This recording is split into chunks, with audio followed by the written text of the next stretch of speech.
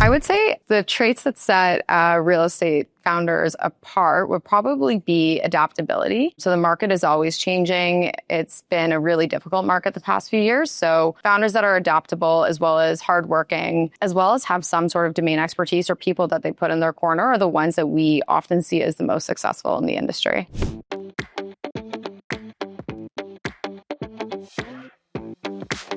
Hi, my name is Stephanie Wood. I'm an investor at Alate Partners. We are an early stage venture capital fund that's focused on the intersection of real estate and technology. We invest in pre-seed through Series A founders across North America and beyond. And I've been at the fund for 4 years now as an investor supporting these companies. At Alate Partners, when startups reach out to us, the most important part about investing is always the team. So we invest from pre-seed through Series A, and teams are critical. So do you have domain expertise? Is there an unfair advantage in terms of why you are the right people to be solving a challenge? And this is really one of the things, so the most important thing that we look for. One of the biggest challenges I would say for PropTech founders when building in the space is probably the sales cycle often that they deal with when selling into real estate. Selling into real estate can be very challenging because there are so many stakeholders and so much change management that needs to happen. One of the things that we always tell PropTech founders is if you can find a champion internally at the company, that's very, very helpful, as well as try and find commonality and common ground. We often also see a lot of pilot programs, and if you can get a paid pilot and make the customer put their money where their mouth is, that's often a really good signal as well. When real estate companies are looking at companies that they're going to work with, they often are friendly followers. So generally, if you can land a few pilots with larger name customers, people talk in the industry, they see another logo and they want to know what they're missing out on. That first customer, though, it's all about relationship management and building a network with the right level of people at that company. Sometimes products do speak for themselves, but at the earliest stage, it's always best to try and lean in and lean on warmer relationships or build your relationships as much as you can yourself. So what I would tell a first-time founder that's trying to build a VC relationship is if you're reaching out cold, really do your research on the VC that you're reaching out to understand, are you actually a fit for this VC? You typically will be able to find the types of investments that they've done, look at past portfolio companies, you can draw a parallel to one of them, as well as you can figure out, do they even invest at the stage that I'm building a company at? If they don't, I would reach out and understand what their process looks like and try and get feedback about your current product or just hop on an informational call. Sometimes if they're investing at a later stage, it's not necessarily too early for them to meet you,